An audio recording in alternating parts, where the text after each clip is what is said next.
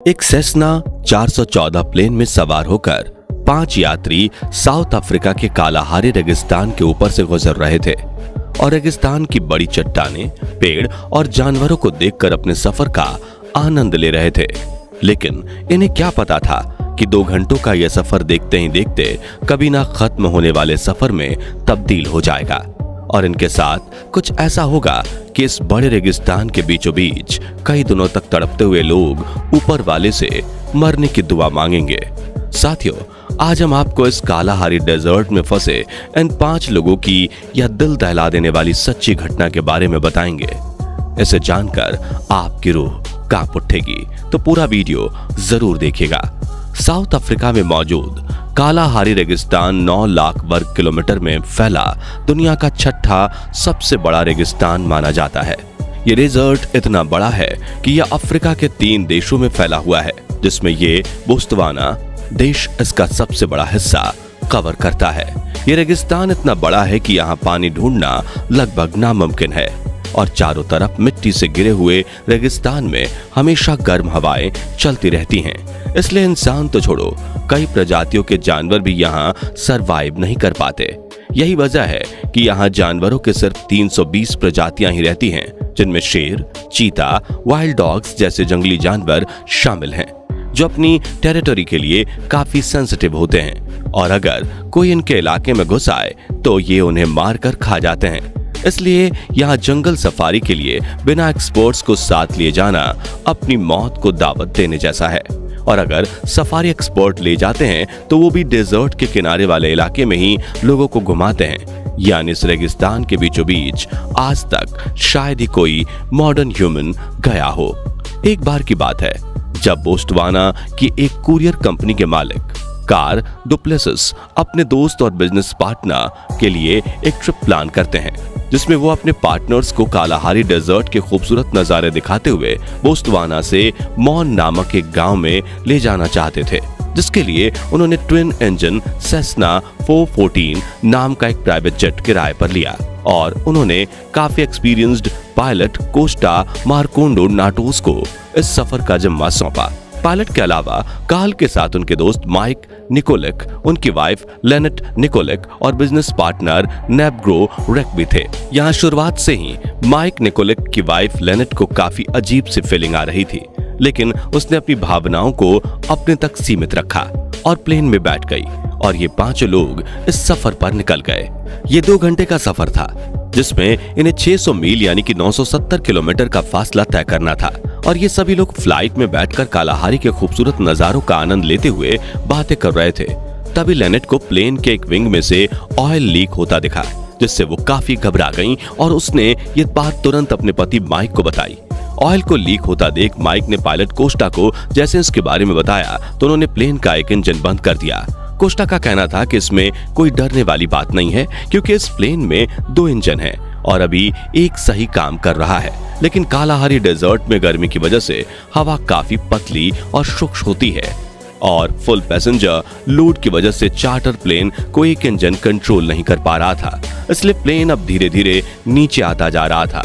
Emergency के इस situation में पायलट ने गेब्रोन कंट्रोल टावर से संपर्क करने की कोशिश की, लेकिन डेजर्ट के बीचों बीच होने की वजह से उनका रेडियो सिग्नल भी काम नहीं कर रहा था और उधर घबराए हुए यात्री ऊपर वाले से प्रार्थना करने लगे। तभी पायलट कोस्टा ने प्लेन को लैंड करवाने का फैसला किया, लेकिन नीचे देखने पर इन्हें एक भी जगह समतल जमीन नहीं दिख रही थी, क्योंकि यहाँ चारों ओर बड़ी बड़ी चट्टानें और पेड़ थे।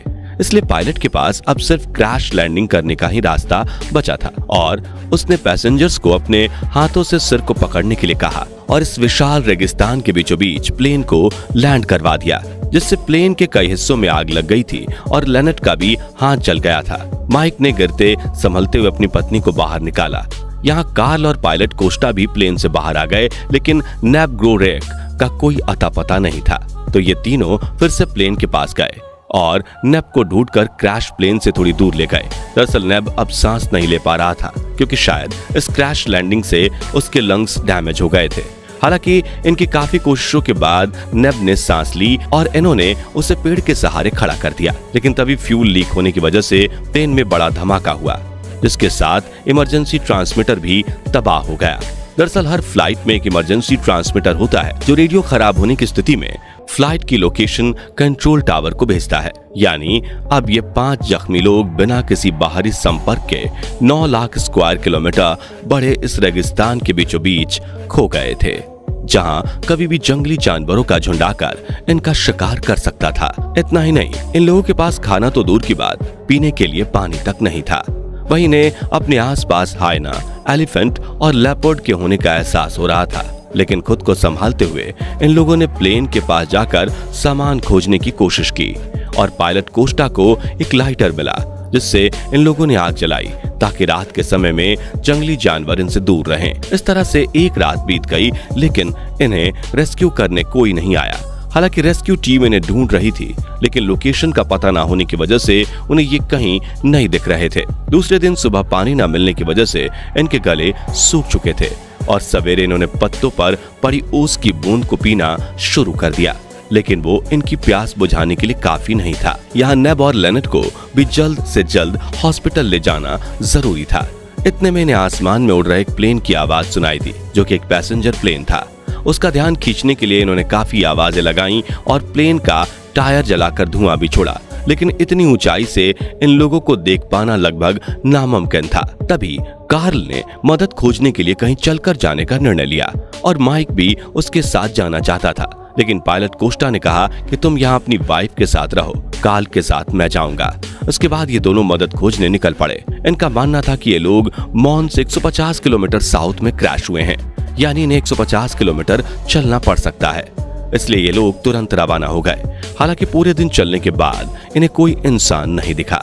तभी इन पर रहम करते हुए कुदरत ने कुछ मिनटों के लिए अचानक बारिश बरसाई, जिससे इन जख्मी लोगों ने पानी तो पी लिया, लेकिन ये पानी स्टोर करते उससे पहले ही बारिश बंद हो गई।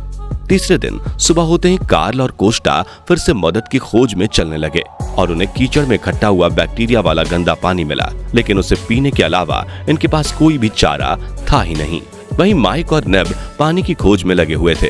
तभी उन्हें पेड़ के एक टुकड़े में इकट्ठा हुआ पानी मिला, जो कि 1 गिलास जितना भी नहीं था, लेकिन इन तीनों ने उसमें से 2-2 घूंट पानी शेयर करके पिया। इस दिन एक वाइल्ड एलिफेंट ने कार्ल और कोस्टा पर हमला करने की कोशिश भी की थी, लेकिन वो लोग जैसे तैसे करके उससे बच निकले और चलने लगे। तीसरा और चौथा दिन तो इन पांचों ने ऐसे निकाला मानो वो अब हिम्मत हार चुके हों और तड़पते हुए बस अपनी मौत आने की राह देख रहे हों। उधर नेब को सांस लेने की दिक्कत हो रही थी, लेनेट के जख्मों पर कीड़े पड़ चुके थे, वही कार्ल और कोस्टा सिर्फ चले जा रहे थे। लेकिन 5वां दिन खत्म होने से पहले ऊपर वाले ने इन लोगों की प्रार्थना सुन ली और कार्ल को दूर एक झोपड़ी दिखाई दी। हालांकि उन्हें अपनी आंखों पर भरोसा नहीं हो रहा था, क्योंकि वो पहले भी कई बार आंखों से धोखा खा चुके थे, लेकिन फिर भी उन्होंने उस तरफ जाने का निर्णय लिया और वहां पहुंचते ही उन्हें झोपड़ी में बैठी एक लड़की दिखी जो मैगजीन पढ़ रही थी। कार्ल ने उसे अपनी बात बताई और वहां रखे जूस को पीने लगा ताकि उसकी प्यास बुझ सके, जिसके बाद उन्होंने कंट्रोल टावर से संपर्क किया और अपने दोस्तों की अप्रॉक्स लोकेशन बताई। और 6ठे दिन सुबह क्रैश साइट पर फंसे माइक, लेनेट और नेब की जान निकलने ही वाली थी कि तभी इन्हें एक हेलीकॉप्टर की आवाज सुनाई दी और इन्हें एक उम्मीद की किरण दिखी, जिसके बाद रेस्क्यू टीम जल्दी से इन्हें हॉस्पिटल ले गई और इन पांचों की जान बच गई। इस भयानक प्लेन क्रैश का शिकार हुए इन पांचों लोगों का कहना है कि जब हम उस हादसे को याद करते हैं तो हमारे शरीर में सिहरन सी आ जाती है और आंखों से आंसू बहने लगते हैं। तो दोस्तों, इन लोगों की बहादुरी और इतने बुरे हालात में हार ना मानने के जज्बे के लिए वीडियो को लाइक करने के साथ दूसरे लोगों के साथ शेयर भी कर दीजिए। और अगर आप ऐसी ही सच्ची घटनाएं जानने में दिलचस्पी रखते हैं तो कमेंट बॉक्स में यस जरूर लिखिए। साथ ही ऐसे रोमांचक वीडियोस देखते रहने के लिए हमारे चैनल को सब्सक्राइब करके नोटिफिकेशन बेल को जरूर प्रेस कर दीजिए। धन्यवाद।